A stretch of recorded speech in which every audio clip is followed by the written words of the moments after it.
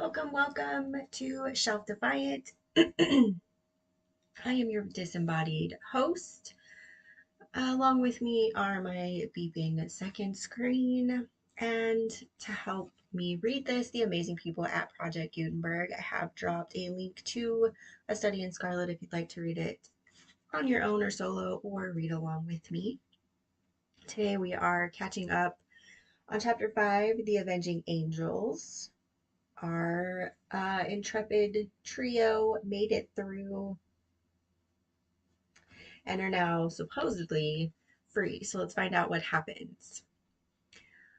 All night, their course lay through intricate defiles and over irregular and rock strewn paths. More than once they lost their way, but Hope's intimate knowledge of the mountains enabled them to regain the track once more. When morning broke, a scene of marvelous, though savage beauty lay before them. In every direction the great snow-capped peaks hemmed them in, peeping over each other's shoulders to the far horizon. So steep were the rocky banks on either side of them that the larch and the pine seemed to be suspended over their heads, and to need only a gust of wind to come hurtling down upon them. Nor was the fear entirely an illusion, for the barren valley was thickly strewn with trees and boulders which had fallen in a similar manner. Even as they passed, a great rock came thundering down with a hoarse rattle which woke the echoes in the silent gorges, and startled the weary horses into a gallop. As the sun rose slowly above the eastern horizon, the caps of the great mountains lit up one after the other, like lamps at a festival, until they were all ruddy and glowing. The magnificent spectacle cheered the hearts of the three fugitives and gave them fresh energy. At a wild torrent which swept out of a ravine, they called a halt and watered their horses. While they partook of a hasty breakfast, Lucy and her father would fain have rested longer, but Jefferson Hope was inexorable. "They will be upon our track by this time," he said. "Everything depends upon our speed. Once safe in Carson, we may rest for the remainder of our lives." During the whole of that day they struggled on through the defiles, and by evening they calculated that they were more than 30 miles from their enemies. At night time they chose the base of a beetling crag, where the rocks offered some protection from the chill wind, and there huddled together for warmth. They enjoyed a few hours' sleep. Before daybreak, however, they were up and on their way once more. They had seen no signs of any pursuers, and Jefferson Hope began to think that they were fairly out of the reach of the terrible organization whose enmity they had incurred. He little knew how far that iron grasp could reach, or how soon it was to close upon them and crush them.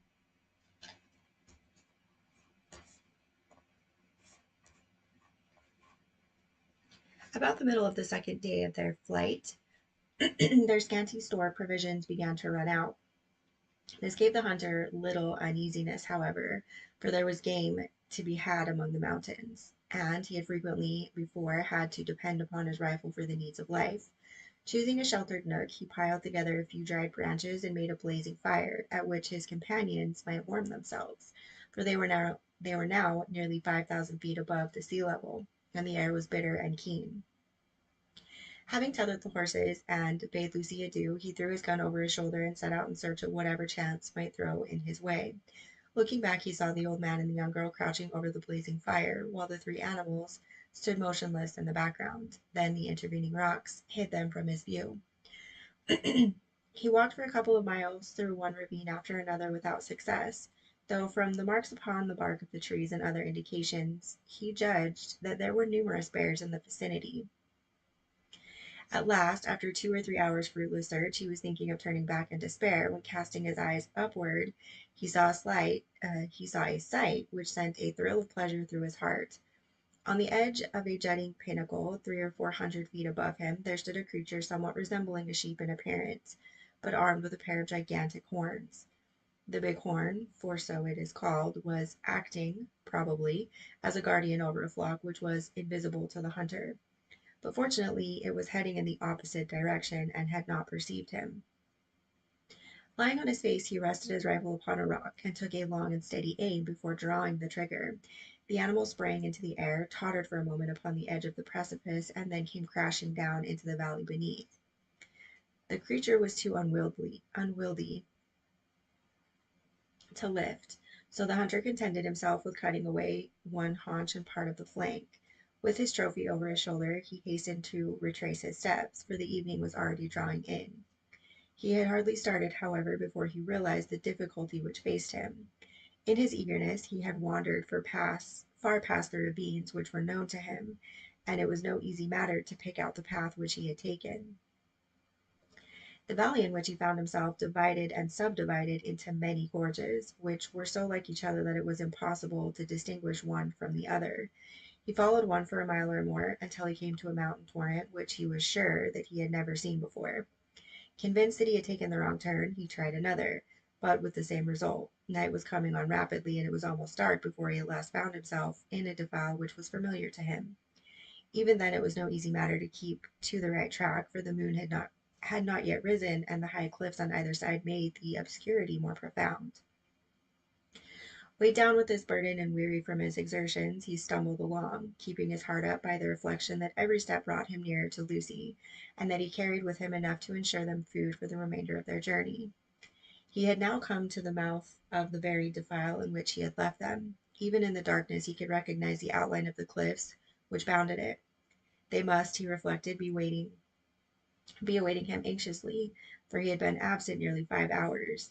In the gladness of his heart he put his hands to his mouth and made the glen re-echo to a loud halloo as a signal that he was coming. He paused and listened for an answer. None came save his own cry, which clattered up the dreary silent ravines and was borne back to his ears in countless repetitions. Again he shouted, even louder than before, and again no whisper came back from the friends whom he had left such a short time ago. A vague, nameless dread came over him, and he hurried onwards frantically, dropping the precious food in his agitation. When he turned the corner, he came full in sight of the spot where the fire had been lit. There was still a glowing pile of wood ashes there, but it had evidently not been tended since his departure. The same dead silence still reigned all round. With his fears all changed to convictions, he hurried on. There was no living creature near the remains of the fire. Animals, man, maiden, all were gone.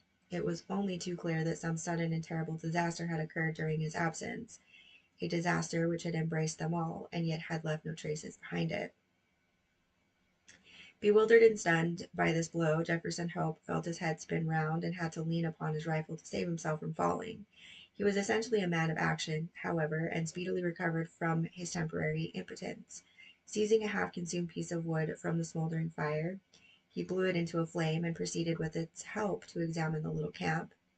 The ground was all stamped down by the feet of horses, showing that a large party of mounted men had overtaken the fugitives, and the direction of their tracks proved that they had afterwards turned back to Salt Lake City. Had they carried back both of his companions with them?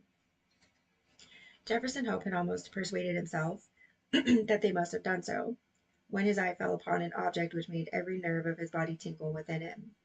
A little way on one side of the camp was a low-lying heap of reddish soil, which had assuredly not been there before. There was no mistaking it for anything but a newly dug grave. As the young hunter approached it, he perceived that a stick had been planted on it, with a sheet of paper stuck in the cleft fork of it. The inscription upon the paper was brief, but to the point. John Ferrier, formerly of Salt Lake City, died August 4th, 1860. The sturdy old man whom he had left so short a time before was gone then, and this was all his epithet. Jefferson Hope looked wildly round to see if there was a second grave, but there was no sign of one. Lucy had been carried back to their terrible pursuers to fulfill her original destiny, by becoming one of the harem of the elder's son. As the young fellow realized the certainty of her fate and his own powerlessness to prevent it, he wished that he too was lying with the old farmer in his last silent resting place. Again, however, his active spirit shook off the lethargy which springs from despair. If there was nothing else left to him, he could at least devote his life to revenge. With indomitable patience and perseverance, Jefferson Hope possessed also a power of sustained vindictiveness, which he may have learned from the Indians amongst whom he had lived. As he stood by the desolate fire, he felt that the only one thing which could assuage his grief would be thorough and complete retribution, brought by his own hand upon his enemies. His strong will and untiring energy should, he determined, be devoted to that one end. With a grim, white face, he retraced his steps to where he had dropped the food, and having stirred up the smoldering fire, he cooked enough to last him for a few days. This he made up into a bundle, and, tired as he was, he set himself to walk back through the mountains upon the track of the Avenging Angels. For 5 days he toiled footsore and weary through the defiles which he had already traversed on horseback. At night he flung himself down among the rocks and snatched a few hours of sleep. But before daybreak he was always well on his way. On the 6th day he reached the Eagle Canyon, from which they had commenced their ill-fated flight. Thence he could look down upon the home of the saints. Worn and exhausted, he leaned upon his rifle and shook his gaunt hand fiercely at the silent, widespread city beneath him. As he looked at it, he observed that there were flags in some of the principal streets and other signs of festivity. He was still speculating as to what this might mean when he heard the clatter of horses' hoofs and saw a mounted man riding towards him. As he approached, he recognized him as a Mormon named Cowper, to whom he had rendered services at different times. He therefore accosted him when he got up to him, with the object of finding out what Lucy Ferrier's fate had been. "I am Jefferson Hope," he said. "You remember me." The Mormon looked at him with undisguised astonishment. Indeed, it was difficult to recognize in this tattered, unkempt wanderer, with ghastly, white-faced, and fierce, wild eyes, the spruce young hunter of former days. Having, however, at last satisfied himself as to his identity, the man's surprise changed to consternation. "You are mad to come here," he cried. "It is as much as my own life is worth to be seen talking with you. There is a warrant against you from the Holy Four for assisting the Ferriers away." "I don't fear them or their warrant," Hope said earnestly. "You must know something of this matter, Cowper. I conjure you by everything you hold dear to answer a few questions. We have always been friends. For God's sake, don't refuse to answer me." "What is it?" the Mormon asked uneasily. "Be quick. The very rocks have ears and the trees eyes." "What has become of Lucy Ferrier?" "She was married yesterday to young Drebber." "Hold up, man, hold up. You have no life left in you." "Don't mind me," said Hope faintly. He was white to the very lips, and had sunk down on the stone against which he had been leaning. "Married, you say?" "Married yesterday. That's what those flags are for on the endowment house. There were there was some words between young Drebber and young Stangerson as to which was to have her. They'd both been in the party that followed them, and Stangerson had shot her father, which seemed to give him the best claim. But when they argued it out in council, Drebber's party was the stronger, so the prophet gave her over to him. No one won't have her very long, though, for I saw death in her face yesterday. She is more like a ghost than a woman. Are you off, then?" "Yes, I am off," said Jefferson Hope, who had risen from his seat. His face might have been chiseled out of marble, so hard and set was its expression, while its eyes glowed with a baleful light. "Where are you going?"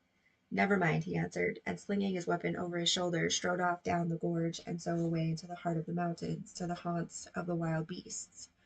Amongst them all there was none so fierce and so dangerous as himself. The prediction of the Mormon was only too well fulfilled. Whether it was the terrible death of her father or the effects of the hateful marriage into which she had been forced, poor Lucy never held up her head again, but pined away and died within a month. Her sottish husband, who had married her principally for the sake of John Ferrier's property, did not affect any great grief at his bereavement, but his other wives mourned over her and sat up with her the night before the burial. As is the Mormon custom, they were grouped round the bier in the early hours of the morning, when, to their inexpressible fear and astonishment, the door was flung open, and a savage-looking, weather-beaten man in tattered garments strode into the room. Without a glance or a word to the cowering women, he walked up to the white, silent figure which had once contained the pure soul of Lucy Ferrier. Stooping over her, he pressed his lips reverently to her cold forehead, and then, snatching up her hand, he took the wedding ring from her finger. "She shall not be buried in that," he cried with a fierce snarl, and before an alarm could be raised, sprang down the stairs and was gone. So strange and so brief was the episode that the watchers might have found it hard to believe it themselves or persuade other people of it, had it not been for the undeniable fact that the circlet of gold which marked her as having been a bride had disappeared. For some months, Jefferson Hope lingered among the mountains, leading a strange, wild life and nursing in his heart the fierce desire for vengeance which possessed him. Tales were told in the city of the weird figure which was seen prowling about the suburbs and which haunted the lonely mountain gorges.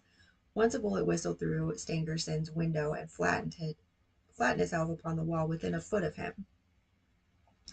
On another occasion, as Drebber passed under a cliff, a great boulder crashed down on him, and he only escaped a terrible death by throwing himself upon his face. The two young Mormons were not long in discovering the reason of these attempts upon their lives, and led repeated expeditions into the mountains in the hope of capturing or killing their enemy, but always without success. Then they adopted the precaution of never going out alone or after nightfall, and of having their houses guarded. After a time, they were able to relax these measures, for nothing was either heard or seen of their opponent, and they hoped that time had cooled his vindictiveness. Far from doing so, it had, if anything, augmented it.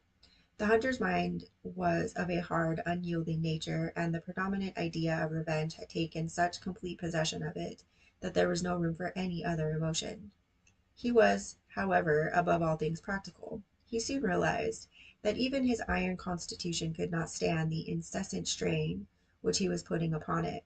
Exposure and want of wholesome food were wearing him out. If he died like a dog among the mountains, what was to become of his revenge then? And yet such a death was sure to overtake him if he persisted.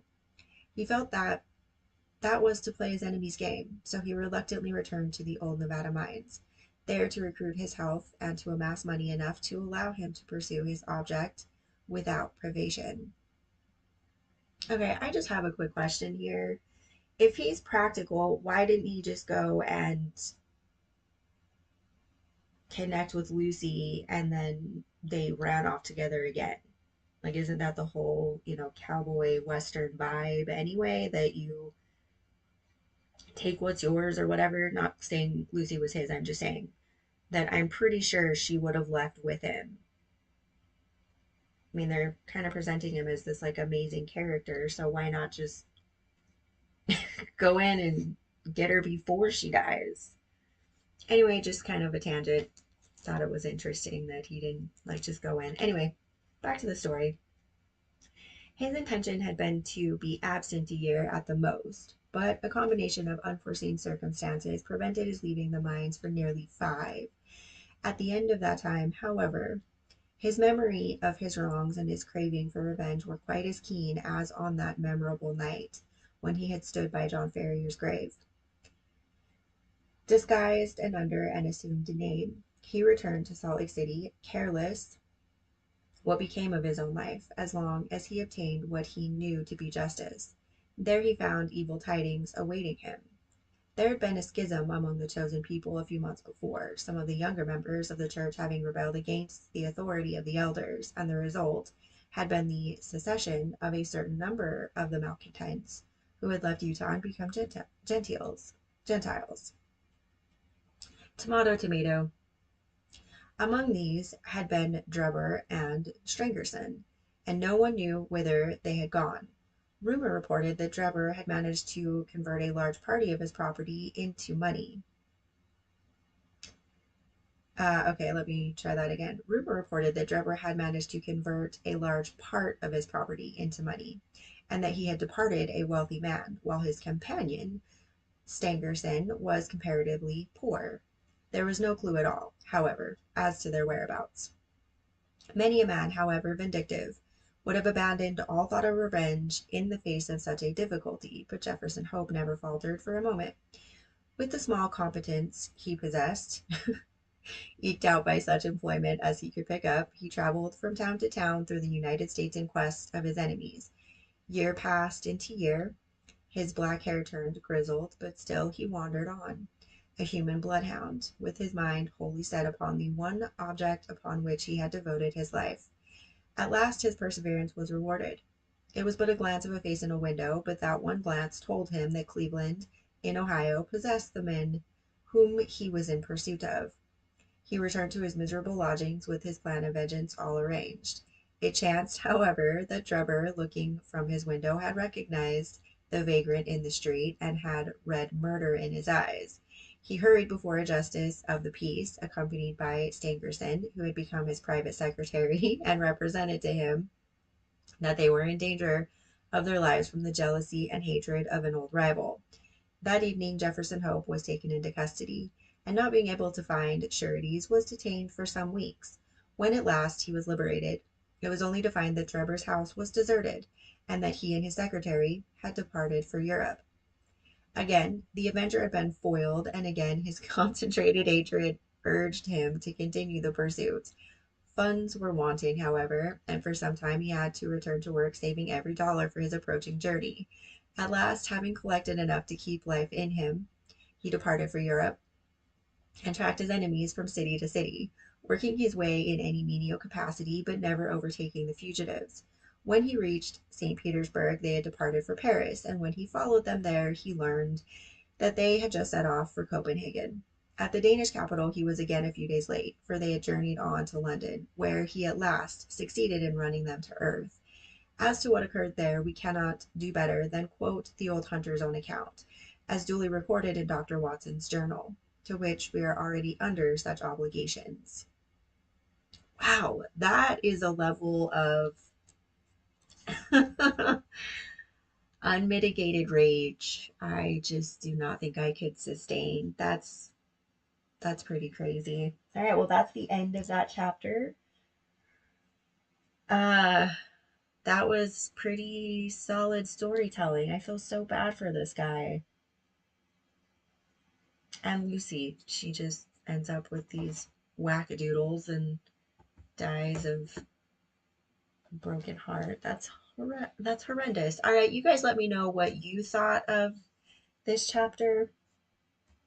Thank you for joining me as always, and I will see you next time.